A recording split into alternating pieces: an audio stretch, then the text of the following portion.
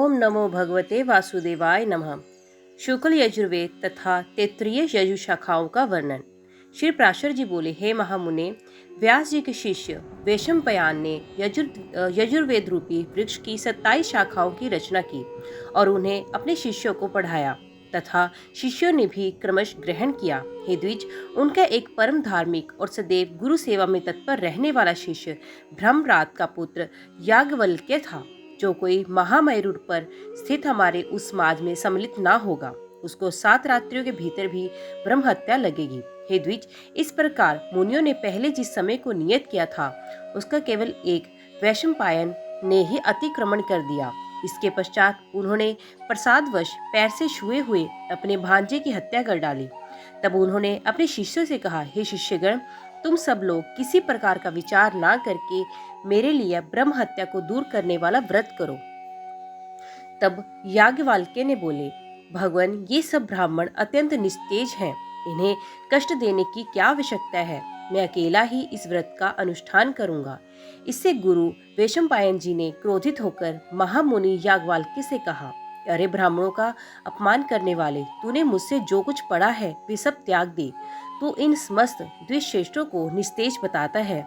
मुझे तुझ जैसे आज्ञा भंगकारी शिष्य से कोई प्रयोजन नहीं है। याज्ञवल्क्य ने कहा, हे द्विज, मैंने तो भक्तिवश आपसे ऐसा कहा था, मुझे भी आपसे कोई प्रयोजन नहीं है। लीजिए, मैंने आपसे जो कुछ पढ़ा है वे ये मौजूद है। श्री प्राशर जी बोले, ऐसा कहे महामुनि याज्ञवल्क्य जी ने रुधिर से भरा हुआ मूर्तिमान यजुर्वेद वाम करके उन्हें दे दिया और स्वेच्छानुसार चले गए।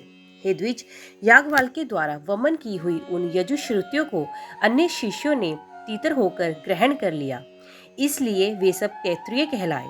हे मुनि सत्तम, जिन विप्रगण ने गुरु की प्रेरणा से ब्रह्म हत्या विनाशक व्रत का अनुष्ठान किया था, वे सब व्रताचारण के कारण यजु शाखाध्यायी चरकाधर्यु हुए। तदंतर याज्ञवल्क्य ने भी यजुर्वेद की प्राप्ति की इच्छा से प्राणों का संयम कर संचित से सूर्य भगवान की स्तुति की। याज्ञवल्क्य जी बोले, अतुलित तेजस्वी मुक्ति के द्वार स्वरूप तथा वेत्र रूप तेज से संपन्न एवं ऋकु यजु तथा साम स्वरूप सविता देव को नमस्कार है।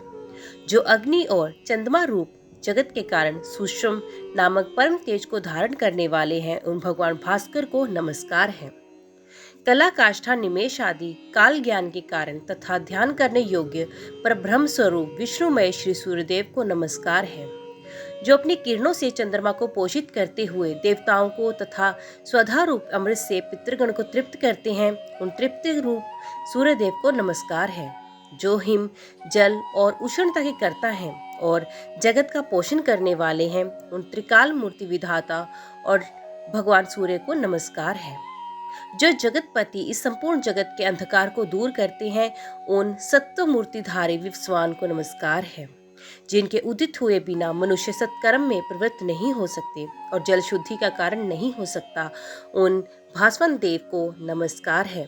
जिनके किरण समूह का स्पर्श होने पर लोग कर्मानुष्ठान के योग्य होता है, उन पवित्रता के कारण शुद्ध स्वरूप सूर्य देव को नमस्कार है।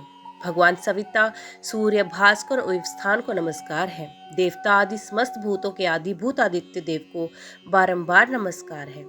जिनका तेजोमय रथ है, ध्वजाएं हैं, जिन्हें अमर आश्रण गण वहन कहते हैं तथा जो त्रिभुवन को प्रकाशित करने वाले नेत्र रूप हैं, उन सूर्यदेव को मैं नमस्कार करता हूँ। श्री प्राशर जी बोले, उनके इस प्रकार स्तुति करने पर भगवान सूर्य अश्व रूप से प्रकट होकर बोले, तुम अपना अभीष्ट वर मांगो। तब याज्ञवल्क्य जी ने उन्हें प्रणाम करके कहा, आप मुझे उन यजुश्रुतियों का उपदेश दीजिए जिन्हें मेरे गुरु जी भी ना जानते हो। उनके ऐसा कहने पर भगवान सूर्य ने उन्हें अयात्याम नामक यजुश्रुतियों का उपदेश दिया, जिन्हें उनके गुरु वैशंपायन जी भी नहीं जानते थे। हे द्विजोत्तम, उन श्रुतियों को जिन ब्राह्मणों ने पढ़ा था वे वाजी नाम से विख्यात हुए, क्योंकि उनका उपदेश करते समय सूर्य भी अश्वरूप हो गए थे। हे महाभाग, उन वाजित श्रुतियों की कांड आदि 15 शाखाएं हैं। ये सब शाखाएं महर्षि याज्ञवल्क्य की प्रवृत्त की हुई कही जाती हैं। श्री प्राशर जी बोले, हे मित्र, जिस कर्म से व्यास जी के शिष्य जैमिनी ने सामवेद की शाखाओं का विभाग किया था, वे मुझसे सुनो। जैमिनी का पुत्र सुमंतु था और उसका पुत्र सुकर्मा था। उन दोनों महामती पुत्र पौत्रों ने सामवेद की एक एक शाखा का अध्ययन किया। तदंतर सुमंतु के पुत्र सुकर्मा ने अपनी सामवेद संहिता के 1 सहस्त्र शाखा भेद किए और हे द्विजोत्तम, उन्हें उसके कौसल्य, हिरण्यनाभ तथा पौशिम्पिची नामक 2 महावृत्ति शिष्यों ने ग्रहण किया। हिरण्यनाभ के 500 शिष्य थे जो उदीच्य सामक कहलाए। इसी प्रकार जिन अन्य द्विजोत्तमों ने इतनी ही संहिताएं हिरण्यनाभ से और ग्रहण की, उन्हें पंडित जन प्राच्य सामक कहते हैं। पौषी पंच के शिष्य लोकाशी, नौधिमी, कशिवान और लांगली थे। उनके शिष्य पर शिष्यों ने अपनी अपनी संहिताओं के विभाग करके उन्हें बहुत बढ़ा दिया। महामुनि कृत नामक हिरण्यभाग के एक और शिष्य ने अपने शिष्यों को सामवेद की 24 संहिताएं पढ़ाई। फिर उन्होंने भी इस सामवेद का शाखाओं द्वारा खूब विस्तार किया। अब मैं अथर्ववेद की संहिताओं के समुच्चय का वर्णन करता हूँ। अथर्ववेद को सर्वप्रथम अमित तेजोमय सुमंतु मुनि ने अपने विशिष्य कबंध को पढ़ाया था। फिर कबंध ने उसके 2 भाग कर उन्हें देवदर्श और पथ्य नामक अपने शिष्यों को दिया। हे द्विजोत्तम, देवदर्श के शिष्य मेध, ब्रह्मबली, शौलकायनी और पीपल थे।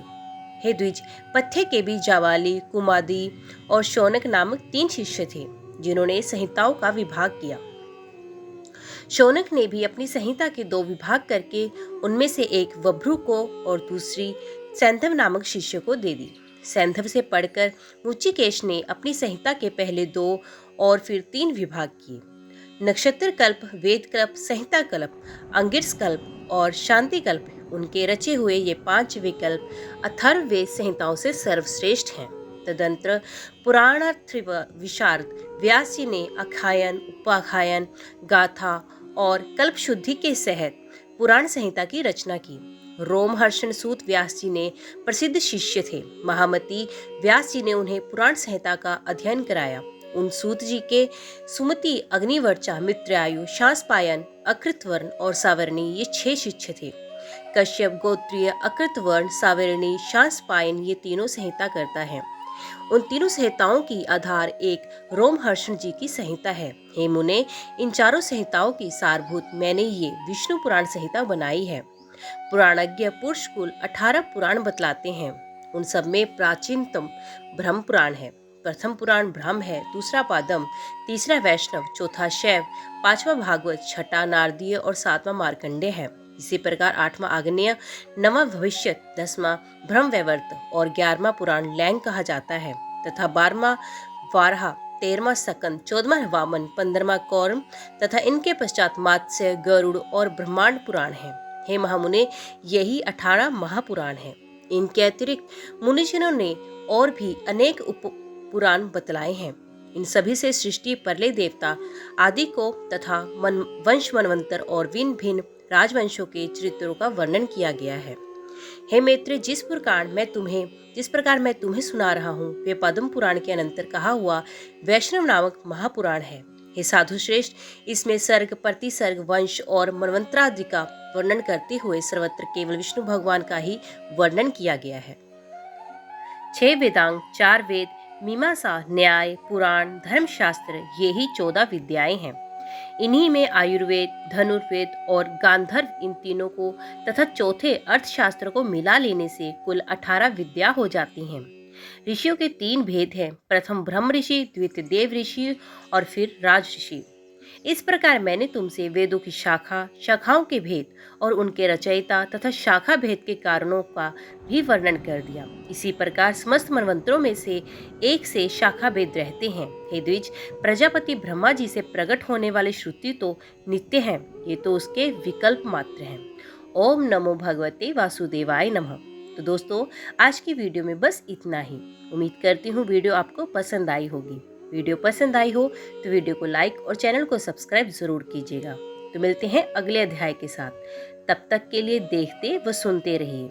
जय मां कंजक, जय माता दी।